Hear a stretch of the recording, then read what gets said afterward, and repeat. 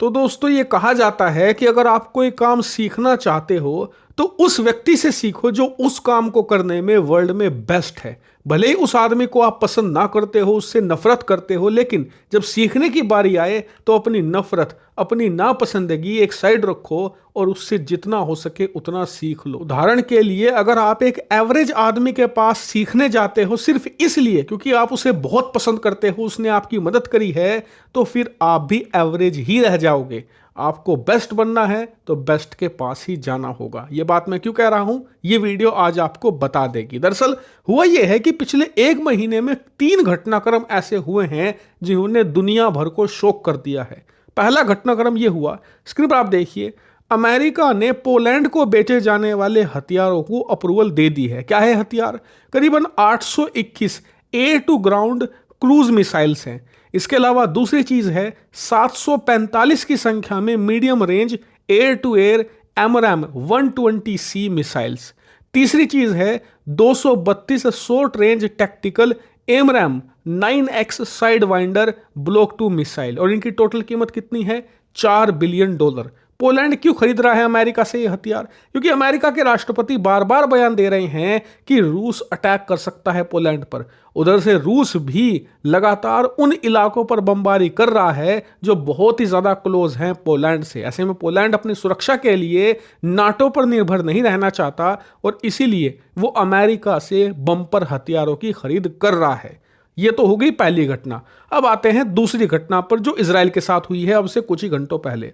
आज शाम 3:30 बजे खबर निकलकर सामने आई कि अमेरिकी सरकार ने 25 F-35 लड़ाकू विमानों को इजराइल बेचने को पूरी तरीके से मंजूरी दे दी है और इनकी कीमत बिलियंस में है। इतना ही नहीं, 25 F-35 स्टेल्थ लड़ाकू विमान तो इजराइल को बेचे जाएंगे, इसी के साथ 2000 पाउंड वजनी 1800 MK-84 बम भी बेचे जाएंगे। इसी के अलावा करीबन 500 पाउंड के करीबन 500 ही MK-82 बम भी इजराइल को बेचेगा अमेरिका, ताकि इन बमों को गिराया जा सके गाजा के अंदर। तो खैर इस बात को आप ध्यान में रखिएगा। अब आते हैं तीसरी घटना पर जिसकी चर्चा सबसे ज्यादा हो रही है। स्क्रीन पर आप देखिए, खबर निकलकर सामने आई है कि अमेरिका की जो चिप कंपनियां हैं उन्होंने गुपचुप तरीके से रूस को करीबन $1 बिलियन यानी करीबन 8,200 करोड़ रुपए से भी ज्यादा की कीमत की चिप बेच दी है रूस को, और ये अलग अलग देशों के जरिए पहुंचाई जा रही हैं।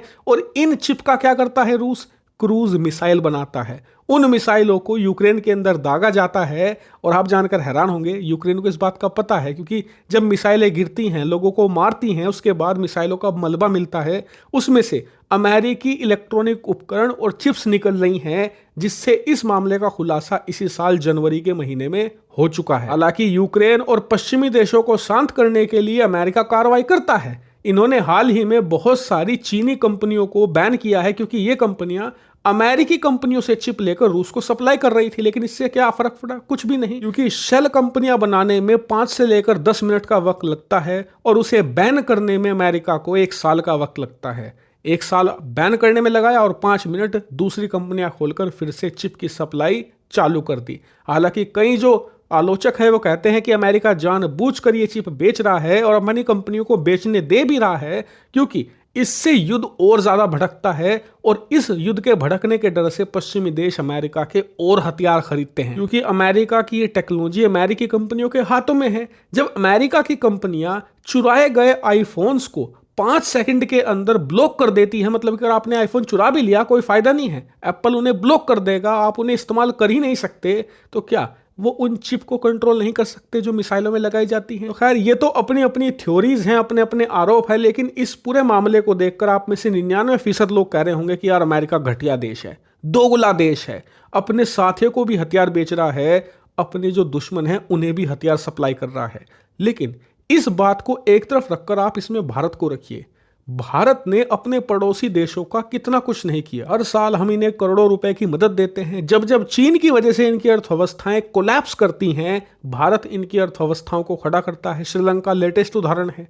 हमने इन्हें अरबों डॉलर मदद के दिए हैं और अभी हाल ही में खबर आई है कि श्रीलंका के बड़े बड़े अधिकारी चीनी कम्युनिस्ट पार्टी के सम्मेलन में भाग लेने चीन जा रहे हैं। इनके साथ में नेपाल के अधिकारी भी हैं, बांग्लादेश के भी हैं। यानी कि एक बात तो तय है कि अंतर्राष्ट्रीय राजनीति में कोई किसी का नहीं है, सब अपना फायदा देखते हैं। और भारत के जैसे पड़ोसी हैं ना, एहसान फरामोश, इनका इलाज तो अमेरिका वाला रास्ता अपना कर ही किया जा सकता है। अमेरिका पैसा देता है, पैसे से मान गए ठीक, नहीं तो डंडा भी रखा है। वही बात करें अमेरिका के हथियार बेचने की, तो देखिए अमेरिका ये बात 100 साल पहले कह चुका है खुले तौर पर कि देखिए हम किसी भी देश के सगे नहीं हैं, हम सिर्फ अपने नागरिकों के हितों के सगे हैं। ये बात अमेरिका के जो सेक्रेटरी ऑफ स्टेट होते हैं बार बार दोहराते हैं कि हमारे लिए कोई परमानेंट दुश्मन नहीं, परमानेंट दोस्त नहीं, हमारे देश और हमारे देश के नागरिकों के जो हित हैं वो परमानेंट है। अच्छी बात यह है कि पिछले कुछ सालों में भारत ने भी यही रणनीति अपना ली है, अपने देश और अपने देश के नागरिकों के हित सर्वोपरि, दोस्ती यारी जाए भाड़ में। हालांकि इस पर आपका ओपिनियन कुछ और हो सकता है, कमेंट करके जरूर बताइए।